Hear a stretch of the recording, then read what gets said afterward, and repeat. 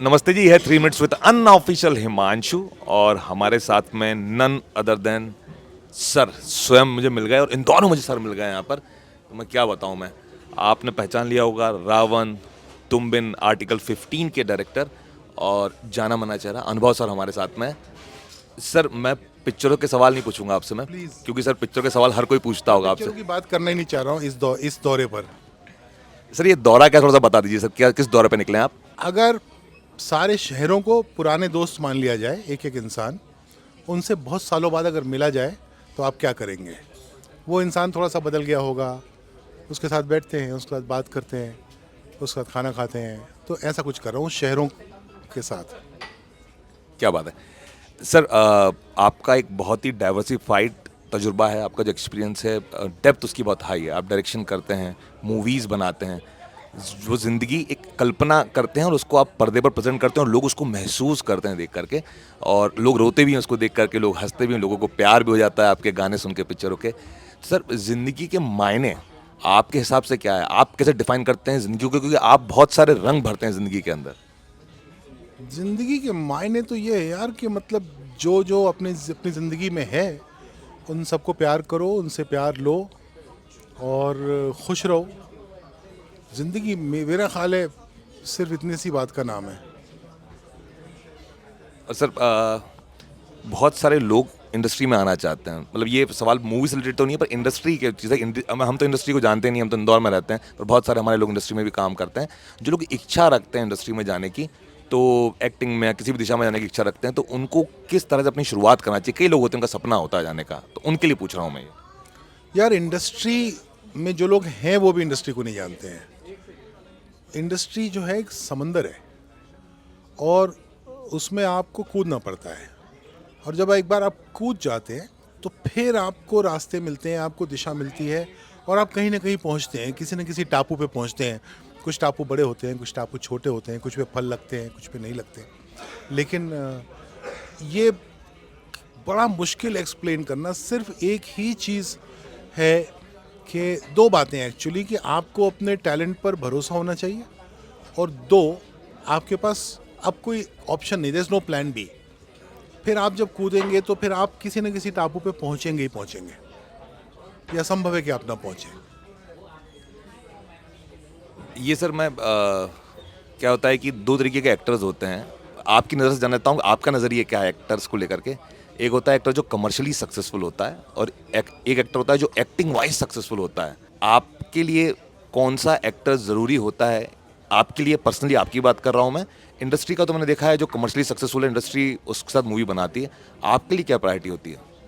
नहीं, प्रायोरिटी शब्द अगर बोलेंगे तो प्रायोरिटी तो एक्टर होती है, कि जो अच्छा एक्टर हो और जो उस रोल में फिट होता हो, और अगर वो उसके साथ कमर्शियली सक्सेसफुल भी है तो सोने पे सुहागा। और कुछ फिल्में ऐसी होती हैं जो जिसमें बहुत ज़्यादा परफॉर्मेंस की ज़रूरत नहीं होती कभी कभी, तो उसमें आप थोड़ा सा एक्टिंग टैलेंट को थोड़ी बैक सीट दे सकते हैं। कुछ रोल ऐसे होते हैं। आपने किया ऐसा, मतलब आपकी मूवीज़ में? नहीं,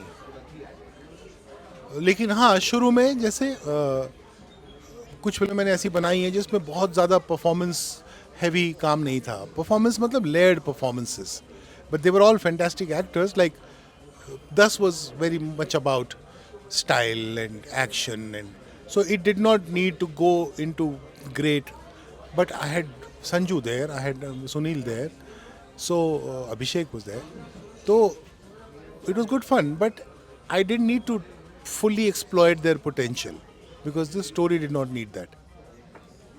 सर आपने जब पहली बार मूवी आपको डायरेक्शन करने का मौका मिला, पहली बार, मतलब ये ना बहुत इंपॉर्टेंट क्वेश्चन लगता है मुझे, पहली बार आपको मिला कि या डायरेक्ट करने का मौका, क्योंकि मैंने मूवी से पहले बहुत कुछ डायरेक्ट किया है। जब पहली बार आपको डायरेक्ट करने का मौका मिला, पहली बार, मैं मूवी पर भी आऊँगा, तो जब किसी ने बोला, आपको ये ऑफर आया कि आपको डायरेक्ट करना है, जब फाइनल हुआ, तो फीलिंग सर याद है आपको आज भी? वो कैसी फीलिंग थी? हाँ, मुझे ना जब मैं असिस्टेंट था तो मैं बहुत मेहनती असिस्टेंट था, और मेरे जो बॉस थे पंकज पराशर के साथ में काम करता था, जिन्होंने चालबाज, जलवा, करमचंद वो सब बनाया। तो हालांकि मैं इन चीज़ों पे नहीं था उनके साथ, इसके बाद मैं जुड़ा था।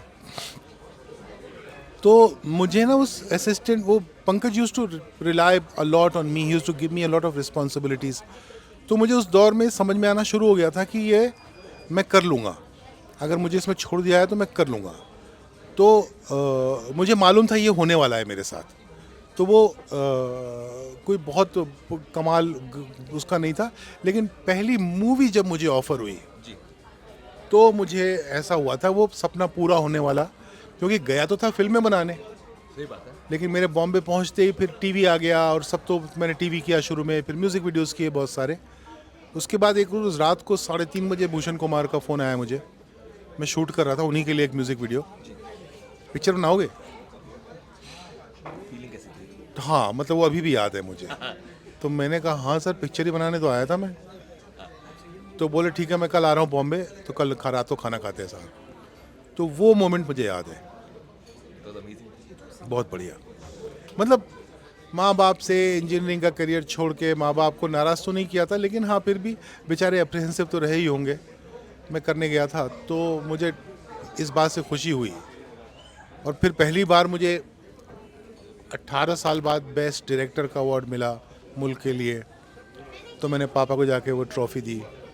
तो उस दिन मुझे ऐसा लगा कि पापा ने जो मुझे बोला था ओके जाओ बनो, तो पूरा हुआ। तो बड़े खुश हो गए थे वो। एक लास्ट बता दीजिए ऑडियंस के लिए, बहुत सारे एक्टर्स के साथ में आपने काम किया है, आपका सबसे फेवरेट एक्टर कौन सा है? ओमपुरी। अमरीश पुरी मेरे फेवरेट है। अमरीश जी के साथ काम नहीं किया मैंने कभी, लेकिन ओम भाई मेरे बड़े दोस्त भी थे और बहुत कमाल के, बहुत एफर्टलेस एक्टर थे। सर बहुत सारे लोग कतार में हैं और मुझे वो भाई ने ऐसा करके सर उंगली भी करी पीछे से, तो मैं क्या है कि मैं तो इसीलिए मैं सर मैं आगे ले रहा हूँ, वरना सर मैं छोड़ता नहीं। आपको भी बहुत सवालों की बहुत सारी कतार, मुझे बहुत सारी ज़िंदगी के आयाम समझने हैं आपसे। लेकिन मैं मिलूंगा सर कभी आपसे, फिर मिलूंगा आपसे कभी मैं, आ जाओ बम्बई आओ। और मैं बैठूंगा सर आपसे, तो बढ़िया एक लंबा गपशप करेंगे, कई सारे आयामों पर बात करेंगे जीवन के।